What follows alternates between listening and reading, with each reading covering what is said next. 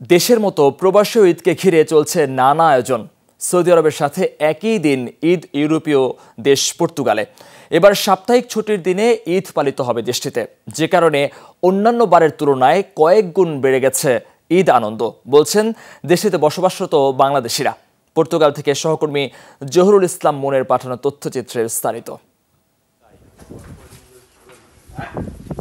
আর কিছুক্ষণ পরই কোরবানি ইউরোপের দেশ পর্তুগালে, চলছে শেষ মুহূর্তের প্রস্তুতি। তবে পশু কিনে বাড়িতে নিয়ে এসে কোরবানির সুযোগ না থাকায় নেই দেশের মতো উত্তেজনা।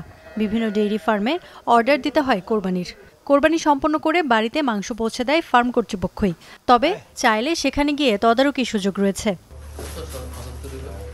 একটা আমাদের মনে হয় যে মনের পরিপূর্ণতা আসে না, ওই সুবাদে আমরা আজকে একটা খামারে আসলাম গরু দেখার জন্য। গরু দেখে আমরা এখানে ফাইনাল করব। মুসলমানদের সর্বোচ্চ দ্বিতীয় সর্ববৃহৎ ধর্মীয় উৎসব আমরা ইনশাল্লাহ পালন করব। দেশে সেটা করার চেষ্টা করি, কিন্তু আসলে দেশকে মিস করি। দেশে পরিবার পরিজন, বাবা মা, ছেলে মেয়ে সন্তান আছে, ওদেরকে মিস করি, অনেক খুব বেশি মিস করি। ওভাবে যদি কোরবান করা যাইতো তাহলে আসলে অন্তত তৃপ্তি হইতো।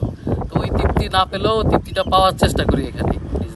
দেশটিতে মুসলিম সংখ্যালঘু হওয়ায় আলাদা করে নেই ঈদের ছুটি। তবে এবার সাপ্তাহিক ছুটির দিনই দেশটিতে পালিত হবে ঈদ। তাই অন্যবারের তুলনায় কিছুটা স্বস্তিতে সম্পন্ন করা যাবে কোরবানি, যে কারণে এবার আনন্দও কয়েক গুণ বেশি, বলছেন প্রবাসীরা। অনেক ভালো লাগতেছে। পর্তুগালের মতো জায়গায় আসছি আমরা, এখানে নিজে দেখি কোরবান করার মধ্যে অনেক ভালো লাগে। তারপরে আপনার অনেক আনন্দ। বাংলাদেশে অধ্যুষিত মার্তিম মুনিজ পার্কে অনুষ্ঠিত হবে ঈদের প্রধান জামাত। বাংলাদেশিদের তত্ত্বাবধানে সকাল ৮টায় শুরু হবে নামাজ। এছাড়া লিসবন, পোর্তোতে, মিলফন্তেস, বারাইরো, সেতুবাল ও ফারো শহরেও আয়োজন করা হয়েছে ঈদ জামাত।